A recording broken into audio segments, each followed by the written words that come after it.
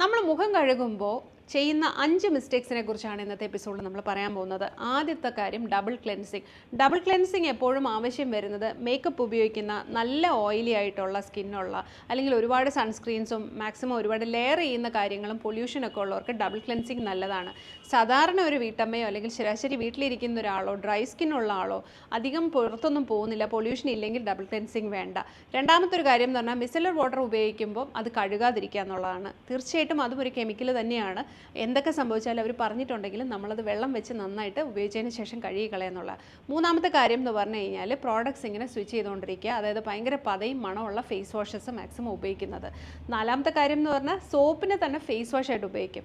അത് നമ്മുടെ സ്കിന്നിൻ്റെ pHും ബാരിയറും ഒക്കെ ഡാമേജ് ചെയ്യും.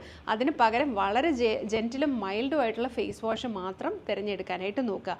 അഞ്ചാമത്തെ കാര്യം എന്ന് പറഞ്ഞാൽ നാച്ചുറൽ ആയിട്ടുള്ള എല്ലാ കാര്യങ്ങളും നമ്മുടെ ഫേസിന് സ്യൂട്ടാവുമെന്ന് നമ്മൾ വിചാരിക്കുന്നത്. ഇതിനെക്കുറിച്ച് കൂടുതൽ വിശദമായിട്ടുള്ള കാര്യങ്ങൾ ഞാൻ യൂട്യൂബിൽ ഇട്ടിട്ടുണ്ട്, കാണുക.